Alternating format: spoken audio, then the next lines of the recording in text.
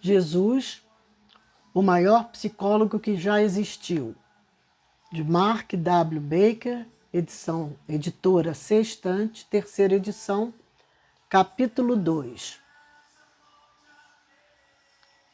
Entendendo as pessoas, elas são boas ou más? Jesus disse: descia um homem de Jerusalém a Jericó. Pelo caminho, caiu em poder de ladrões que, depois de despojarem e espancarem, se foram, deixando-o semi-morto. Por acaso desceu pelo mesmo caminho um sacerdote. Vendo-o, passou ao largo. Do mesmo modo, um levita, passando por aquele lugar, também o viu e seguiu adiante. Mas um samaritano que estava de viagem chegou ao seu lado e, vendo-o, sentiu compaixão. Aproximou-se, tratou-lhe as feridas, derramando azeite e vinho. Fê-lo subir em sua montaria, conduziu-o à hospedaria e cuidou dele. Pela manhã, tomou 2 moedas de prata, deu-as ao hospedeiro e disse-lhe: cuida dele, e o que gastares a mais, na volta te pagarei. Lucas 10, 30 a 35. As pessoas são fundamentalmente boas ou más? Quase todos nós chegamos a uma dessas 2 conclusões a respeito da natureza humana. Mas se examinarmos como Jesus falava sobre as pessoas, parece que ele não chegou a nenhuma conclusão. Alguns de nós somos como o sacerdote e o levita da parábola. Outros como o samaritano. Outros como os ladrões. E outros ainda como o homem que foi espancado e deixado meio morto. Mas o que levou o samaritano a ter aquele comportamento? Foi o fato de ele ser essencialmente uma pessoa boa? Jesus repetidamente mostrou que o aspecto essencial da natureza humana é a nossa necessidade de ter um relacionamento amoroso com Deus e com os outros. Por isso, uma pessoa se define pelo relacionamento que estabelece com outras pessoas. O samaritano era bom porque desprezou o homem agredido e parou, porque não desprezou o homem agredido e parou para estabelecer um relacionamento com ele. Do ponto de vista psicológico, encarar as pessoas simplesmente como boas ou más é muito simplista. Talvez seja mais fácil pensar assim, porque ao rotular os outros sabemos em quem confiar e quem evitar. Mas a verdade é que sempre existem possíveis samaritanos e ladrões entre nós. E cada um de nós tem aspectos de ladrão, de sacerdote e de samaritano.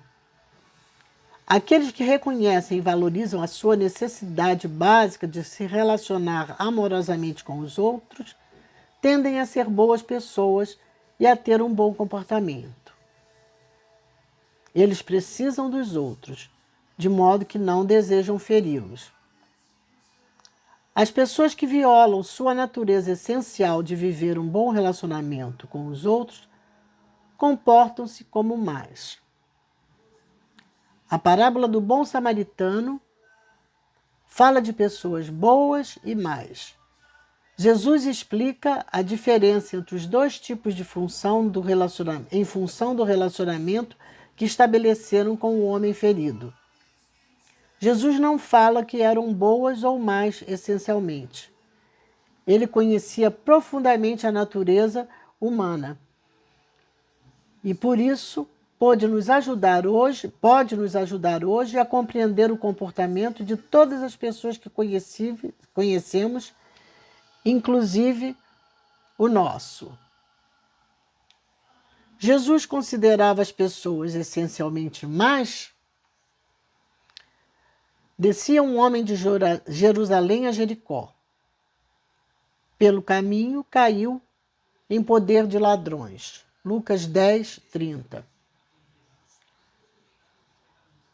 Jesus estava familiarizado com as escrituras judaicas que falavam da profunda decepção de Deus com a raça humana e de como ele destruiu o planeta com um grande dilúvio. Se Jesus concluiu a partir dessa história que somos fundamentalmente maus, então nossa natureza é ser como os ladrões da parábola do bom samaritano. Nós nos apossaríamos do que pertence aos outros e não os respeitaríamos, porque o importante desse mundo seria a sobrevivência do mais forte, e faria parte de nossa natureza cuidar primeiro de nós mesmos, ainda que em prejuízo dos outros. A partir dessa perspectiva, sem alguma forma de religião ou de freio, todos nos mostraríamos nocivos e destrutivos. Martin veio fazer terapia porque sua mulher disse que pediria o divórcio se ele não procurasse ajuda profissional. Ela havia descoberto não apenas que ele estava tendo um caso com outra mulher, como também que o problema dele com as drogas era muito mais grave do que ele deixara transparecer.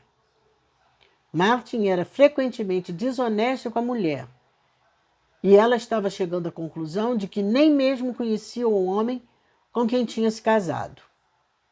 Ele estava envolvido em uma série de atividades ilegais que escondera da esposa e não queria que um divórcio complicado o deixasse exposto. Martin às vezes ficava ansioso com medo de ser apanhado por causa das suas más ações, mas nunca se sentia culpado por praticá-las. Até onde eu conseguia perceber, Martin parecia ser uma pessoa genuinamente má, mesmo que ele não pensasse dessa maneira. Martin é o ladrão da parábola do bom samaritano. Ele rouba dos outros e depois dissipa o produto do seu roubo, o que o leva a roubar de novo. Existem pessoas más na vida, que violam os outros e os deixam debilitados e destruídos. A tragédia é que cada vez que Martin comete um abuso contra alguém, ele fere a si mesmo, o que faz com que ele queira aproveitar-se novamente de alguém. Sua falta de compaixão pelos outros criou um muro ao redor do seu coração, que o afasta de sua condução humana. Martin está preso em um ciclo vicioso de abuso contra as outras pessoas. É justamente por não se dar conta da própria maldade que ele continua a agir maldosamente. Jesus sabia que de nada adianta colocar os ladrões diante da própria imoralidade. Eles geralmente nos dizem o que queremos ouvir. Algumas pessoas, como Martin, são capazes de mudar, mas só em circunstâncias extremas. Não sei o que teria acontecido se Martin tivesse permanecido na terapia e eu tivesse sido capaz de desenvolver com ele um relacionamento significativo o bastante para que ele fizesse um exame honesto de si mesmo. Naquelas circunstâncias, ele continuou a ter mau comportamento porque não considerava ninguém suficientemente importante para fazê-lo agir de outra maneira. A mulher de Martin, de fato, pediu o divórcio e não sei onde ele está hoje, mas não deve ser em um lugar muito bom. Na parábola do bom samaritano, o ladrão era definitivamente uma pessoa má. Mas Jesus não se concentrou nele. Ele não estava interessado em definir a natureza humana como má, mas em nos oferecer um modelo de como sermos bons. Jesus ligava-se constantemente a pessoas que podiam ser consideradas más pelos outros, como a mulher adúltera, mas ele não os encarava dessa maneira. Ele via todas as pessoas como capazes de ser boas e nunca as discriminava. Jesus procurava sempre atrair as pessoas para um relacionamento com ele, porque era isso que as ajudava a se tornar melhores. Princípio espiritual. Roubar os outros frustra a alma do ladrão. O problema de ver as pessoas como más. Por fora, pareceis justos aos outros, mas por dentro estáis cheios de hipocrisia e perversidade. Mateus 23, 8. Joshua procurou a terapia porque seu casamento estava desmoronando. Joshua era um religioso devoto que desejava agir o mais corretamente possível. Se fazer terapia individual pudesse ajudar o seu casamento, ele certamente estaria disposto a tentar. O problema que Joshua e eu enfrentamos logo no início da terapia foi o fato de que ele acreditava que sua mulher era a causa toda de todas as suas dificuldades. Joshua insistia em acusar a mulher, contando como ela o havia desapontado com seu egocentrismo, como ela deixara de se comportar à altura do que prometera nos votos matrimoniais e estava destruindo o casamento. Joshua se negava a admitir sua parcela de responsabilidade na crise conjugal e sempre encerrava sua autoavaliação com declaração como: "Mas eu me sinto bem. Se não fosse por causa dela, nem mesmo estaria aqui." Joshua se via como uma pessoa espiritualizada que havia dedicado anos aos estudos teológicos, a cultivar sua fé e a ceder parte do seu tempo para auxiliar o desenvolvimento espiritual dos outros. Ele estava firmemente convencido de que as pessoas praticassem as disciplinas, que se as pessoas praticassem as disciplinas espirituais, não teriam problemas emocionais. E estava certo de que os problemas de sua esposa provinham do fato de ela não ter fé. Joshua não conseguia entender os problemas psicológicos da mulher e nem de que forma ele contribuía para as dificuldades do casal. Ele acreditava que ceder a emoções humanas significava submeter-se aos desejos da carne, que ele considerava fundamentalmente maus. Joshua queria ser uma pessoa espiritualizada, capaz de superar as fraquezas humanas. Criticava muito a mulher por ela ser incapaz de fazer o mesmo. Tentei lhe mostrar que expressar as emoções não era sinal de fraqueza, e sim uma demonstração de força. Mas esbarrava em suas certezas. Minha fé se baseia em fatos, não em sentimentos, ele me informava. Colocar fatos e sentimentos no mesmo nível é uma violação da minha fé. Como resultado, ele continuou a encarar os sentimentos da mulher como uma manifestação doentia. Infelizmente, minha terapia com Joshua foi breve e mal sucedida. É sempre difícil ajudar as pessoas que buscam a terapia afirmando que são os outros que precisam de ajuda. No entanto, uma das grandes barreiras para o sucesso da terapia de Joshua era a sua convicção de que a natureza humana é essencialmente má e que as pessoas espiritualizadas deveriam separar-se dela. Havia uma discordância básica entre nós.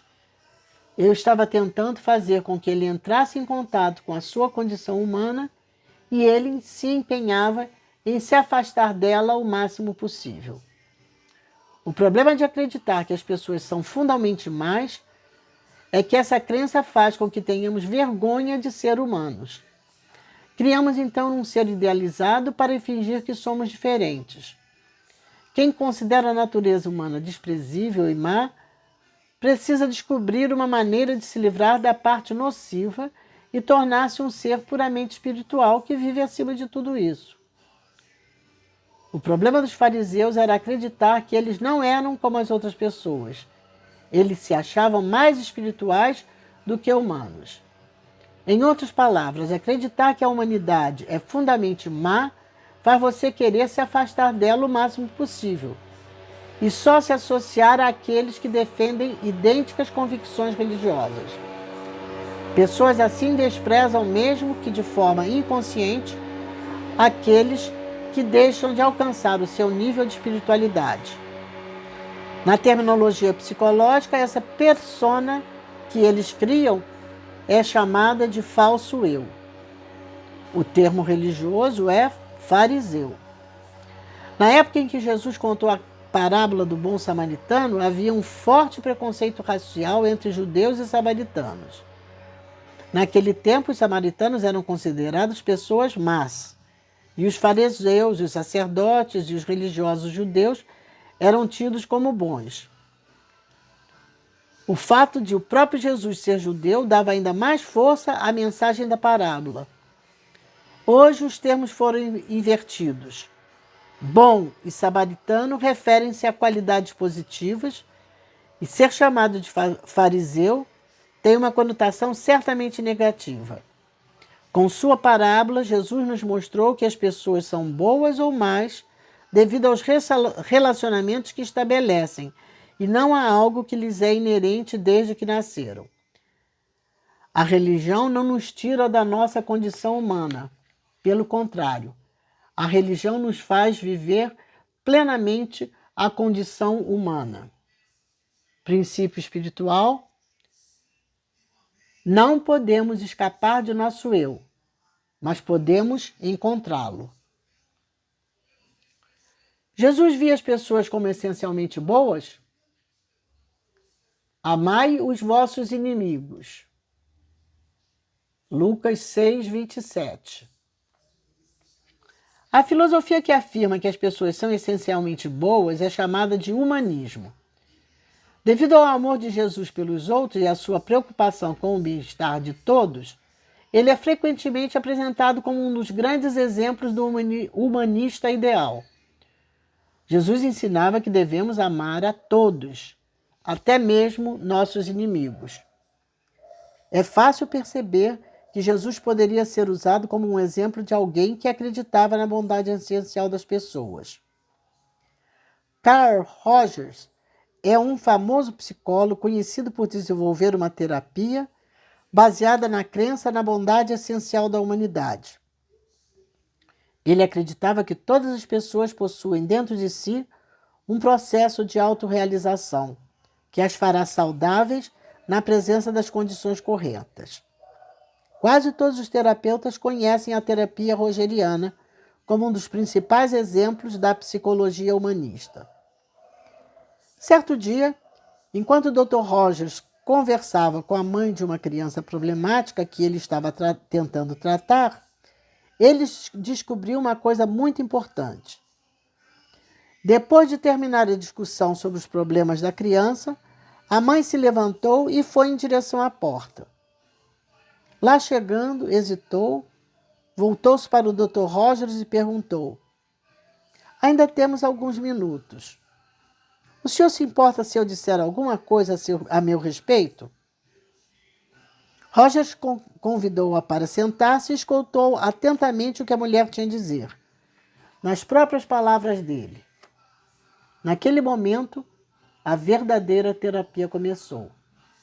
Posteriormente, ele descobriu que existe dentro de cada pessoa o que acreditou ser um impulso inato em direção à totalidade, e esse impulso é ativado quando a pessoa se sente acolhida e aceita incondicionalmente. Não sei se o Dr. Rogers em algum momento pensou nisso, mas existem algumas surpreendentes semelhanças Não encontrei todos os destinatários nos seus contatos. Para quem você deseja enviar esta mensagem? Não sei se o Dr. Rogers em algum momento pensou nisso, mas existem algumas surpreendentes semelhanças entre o seu pensamento e o amor incondicional que Jesus ensinou séculos antes. Jesus falava do amor divino, que era incondicional. Rogers dizia que a consideração positiva incondicional era essencial para o processo de cura. Jesus descreveu a humanidade como sendo a imagem de Deus, possuindo um valor inerente. Rogers observou um processo de autorrealização inerente em todas as pessoas e afirmou que a autenticidade só acontece quando somos coerentes conosco mesmos. Jesus disse muitas coisas que apoiam a crença humanista na bondade inerente das pessoas. Mas não podemos parar aqui. Jesus também reconheceu os problemas associados a essa crença. E para saber quais são, temos que prosseguir na leitura. Princípio espiritual. Os bons ouvintes fazem as pessoas serem melhores. O problema de ver as pessoas como essencialmente boas. Assim, os últimos serão os primeiros e os primeiros os últimos. Mateus 20:16. Tyler é um jovem executivo promissor com um brilhante futuro. É inteligente, tem boa aparência e é ambicioso. Tyler se considera uma pessoa realizada por ser independente e competente em tudo o que faz. Ele define força como autoconfiança, até mesmo na presença de circunstâncias extremas. Tyler procurou a terapia com a namorada porque ele achava que a relação dos dois poderia se beneficiar com um aconselhamento. Ele não julgava precisar de tratamento, mas estava sempre aberto a aprender como poderia ser mais eficiente na vida. Estamos aqui apenas para um pequeno ajuste, ele me avisou. Não estou interessado em um processo longo e arrastado para discutir o que sinto com relação à minha mulher ou qualquer coisa desse tipo. Tyler não gostava de olhar para trás porque se via sempre avançando e discutir o passado lhe parecia inútil.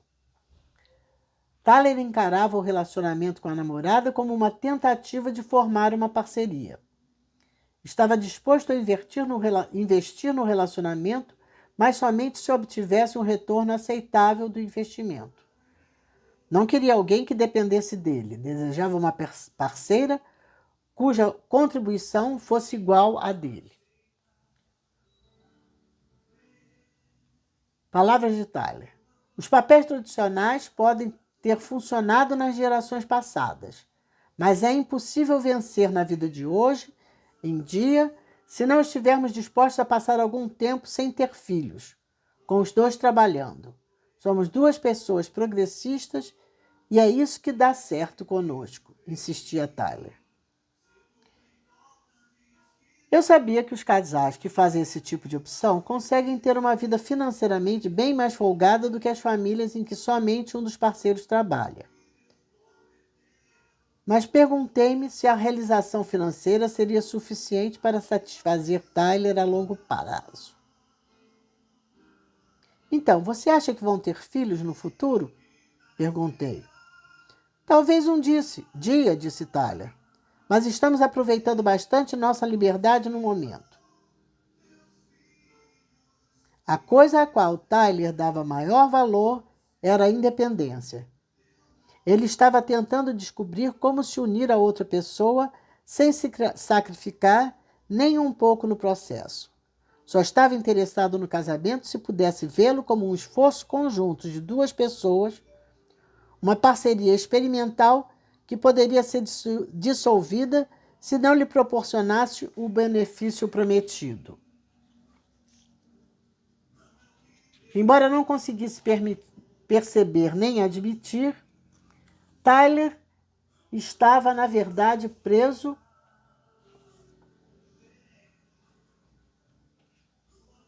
aos vínculos tradicionais que ele considerava inadequados.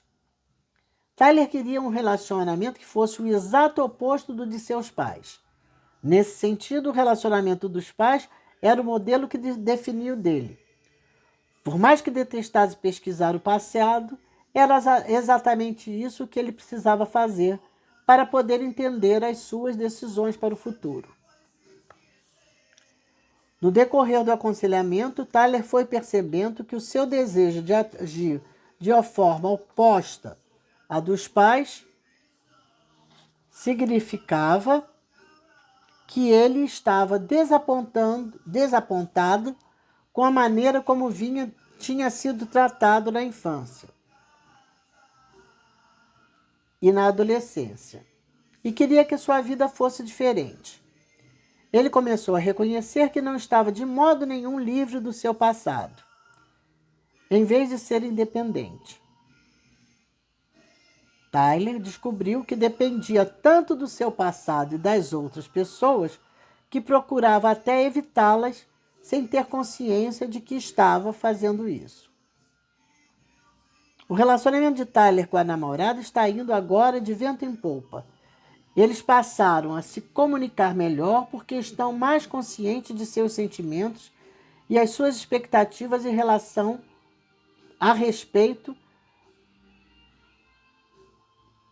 As suas expectativas a respeito da relação mudaram. Suas metas financeiras ainda são bastante ambiciosas, mas não mais prioritárias.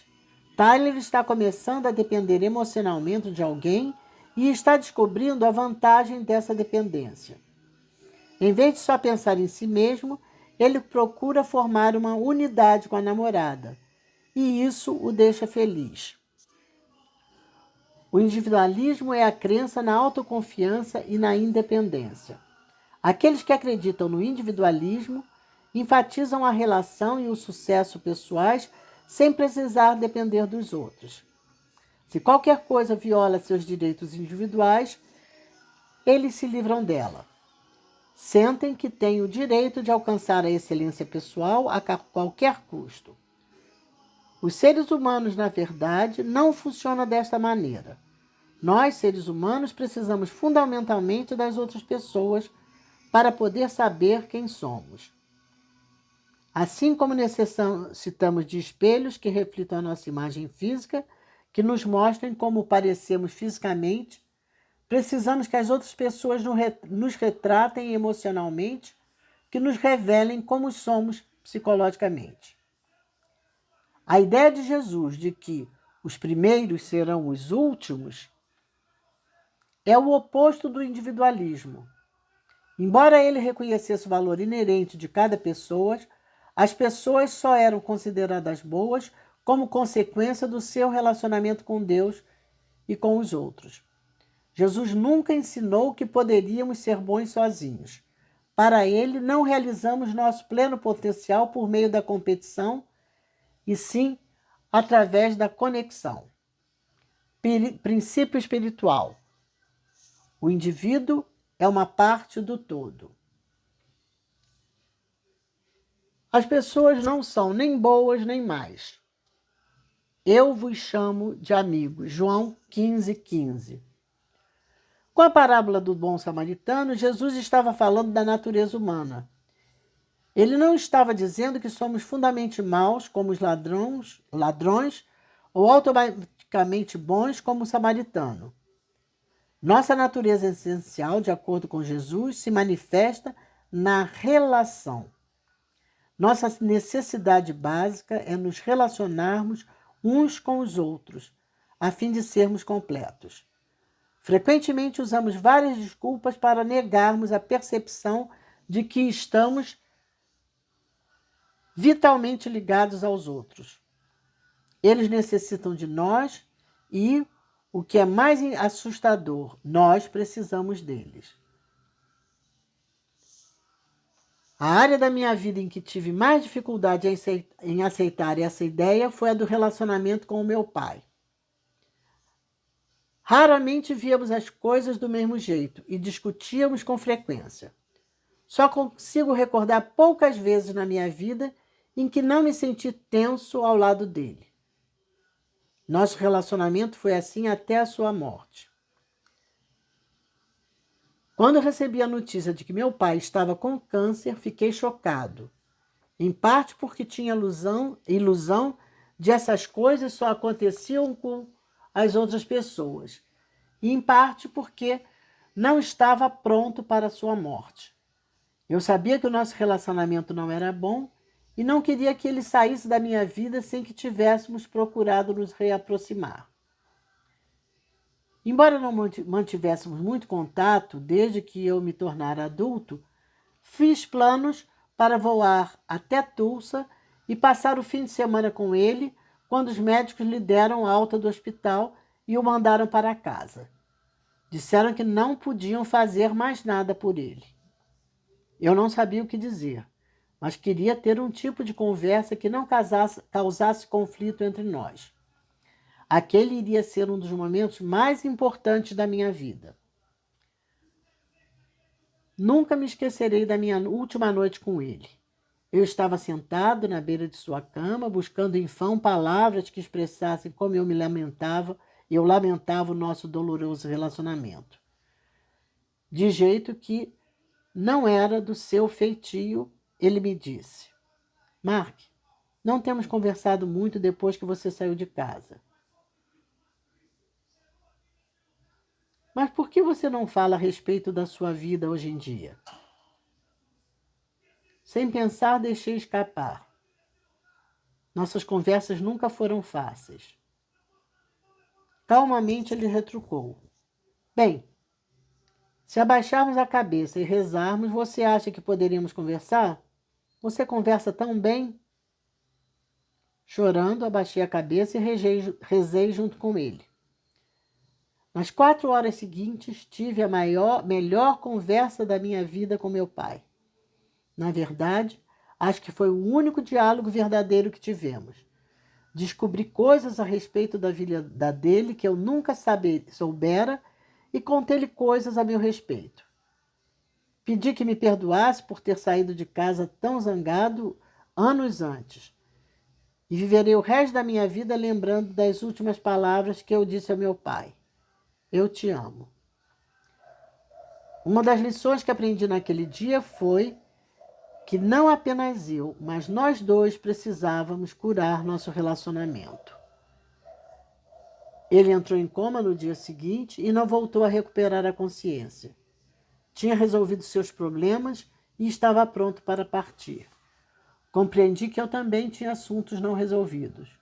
De certa maneira, estava empacado e não conseguia levar minha vida adiante por não ter resolvido meu relacionamento com ele. Era em meu benefício que eu precisava perdoá-lo. Somos profundamente influenciados pelos nossos relacionamentos com os outros. Precisamos dele para podermos ser saudáveis e completos. O fato de estarmos com raiva de uma pessoa não significa que cortarmos o relacionamento com ela. O fato de estarmos com raiva de uma pessoa não significa que cortamos o relacionamento com ela. A enorme distância física que eu colocava entre meu pai e eu não diminuiu nem um pouco o impacto de nosso relacionamento com ele, de meu relacionamento com ele. Minha vida está melhor porque tive a oportunidade de fazer as pazes com meu pai antes de sua morte. Esse fato me ajudou a reconhecer a importância de todos os meus relacionamentos, até mesmo dos mais difíceis, para tornar-me quem eu sou. Olhando para trás agora, consigo ver que nem eu nem meu pai éramos pessoas más no nosso relacionamento. Ambos estávamos contribuindo para que os nossos problemas e nós dois tínhamos a responsabilidade de fazer alguma coisa a respeito da situação. Era somente a nossa mágoa que estava impedindo que fizéssemos as pazes. Exatamente como na parábola do bom samaritano, éramos como o homem espancado quando sentíamos que estávamos sendo feridos. Pelo outro, como os ladrões quando perpetuávamos a mágoa entre nós. E como os levitas e os sacerdotes quando estávamos ocupados demais para nos dar ao trabalho de tentar melhorar as coisas. Graças a Deus conseguimos no final ser o bom samaritano quando paramos e fizemos um movimento para nos relacionarmos um com o outro. Jesus nos ensinou que, além de amar os outros, devemos tratar os mais próximos de nós como amigos. Isso muitas vezes é extremamente difícil. Embora Jesus se considerasse um líder, um profeta e até mesmo filho de Deus, quando ele disse aos seus seguidores: Eu vos chamei de amigos. Estava fazendo uma declaração a respeito da essência das pessoas. Não existe nada mais importante que a nossa escolha deliberada e consciente de construir um relacionamento amoroso com os outros, com aqueles que nos cercam, por mais difícil que isso seja. Este é um dos princípios que uso na terapia e que também tem me ajudado na minha vida pessoal. Princípio espiritual. Às vezes tratamos aqueles que amamos como nunca trataríamos nossos amigos. Devemos pedir perdão por isso. A imagem de Deus na terra. O Pai está em mim e eu no Pai. João 10:38. Darren começou a fazer terapia quando estava no ensino médio e continuou a se tratar de um modo intermitente. Embora tenha se beneficiado de alguma maneira, também foi tratado com técnicas que considero ultrapassadas. Darren era muito tímido e reservado. Sua autoimagem era medíocre e acreditava que ninguém estava realmente interessado nele. Tinha poucos amigos e só conseguia manter um contato social nos bares depois que afastava as suas inibições com doses significativas de álcool. É claro que essa atitude dava origem a outros problemas. Em determinado momento, Darren topou com uma forma de terapia que fez com que ele se soltasse bastante. Disseram-lhe que fosse para uma sala repleta de outros pacientes e extravasasse quaisquer emoções que quisesse. Baseado no comportamento dos outros, Darren pôs-se a gritar e a se jogar no chão. De repente, foi capaz de expressar uma raiva violenta que reprimira a vida toda. Ao contrário do que poderia esperar, Darren não foi rejeitado pelos seus sentimentos de raiva. Na verdade, foi elogiado por ser capaz de expressá-los com tanta liberdade. Ele se sentiu livre. Darren mal conseguia acreditar que pudesse mostrar aos outros o que tinha de mais inaceitável e repulsivo, e mesmo assim ser aceito. É extremamente curativo quando, em vez de sermos rejeitados, somos aceitos ao expressar os sentimentos que censuramos. No entanto, os defeitos dessa experiência não duraram. Os efeitos dessa experiência não duraram. Em algum nível mais profundo, Darren não conseguiu acreditar que os outros o estivessem verdadeiramente aceitando. Ele achou que estavam fingindo, como todas as pessoas da sua vida. Inconscientemente imaginou que havia algo a seu respeito que eles rejeitariam. Assim, suas explosões de raiva começaram a aumentar progressivamente. Gritava com os outros, derrubava a mobília e desafiava, zangado, os terapeutas quando estes tentavam colocar limites no seu comportamento. Darren foi finalmente convidado a retirar-se do grupo de terapia, o que o deixou muito magoado. Os terapeutas reconheceram sua necessidade de se expressar, mas não perceberam a importância do relacionamento deles com Darren quando ele se manifestava. O simples fato de expressarem nossas emoções não é benéfico, mas é acolhido e compreendido ao externá-las. Mas ser acolhido e compreendido ao externá-las pode ajudar muito na cura. Quando Darren sentia que a expressão dos seus sentimentos era aceita pelos outros, a terapia era capaz de curar mágoas passadas. Mas quando ele se sentiu rejeitado por expressar sua raiva, a terapia se tornou uma repetição de traumas passados. Como já disse antes, os psicólogos estão reconhecendo hoje em dia a importância essencial dos relacionamentos em nossa vida. E a nossa terapia precisa sempre considerar esse fato. Jesus ensinou que não podemos viver em um relacionamento com Deus e com os outros, assim como não somos capazes de existir sem o ar que respiramos.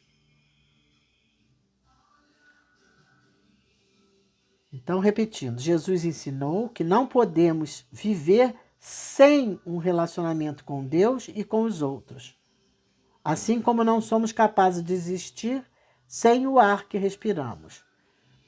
Tentar viver uma vida isolada significaria violar a nossa natureza. Reconhecer que dependemos fundamentalmente de alguém fora de nós é a única maneira de satisfazer a nossa natureza. Muitos psicólogos estão chegando à mesma conclusão. Estamos reconhecendo que as pessoas só podem ter um eu ao se relacionarem com outros. Jesus sempre se viu em um constante relacionamento com Deus. Ele disse: "O Pai está em mim e eu no Pai." Essa profunda conexão entre eles era um modelo de como ele queria que nós vivêssemos, que nós víssemos. Não, era um modelo de como ele queria que nos víssemos. Os seres humanos não podem viver isolados. Princípio espiritual. A imagem de Deus em nós é a nossa capacidade de nos relacionarmos.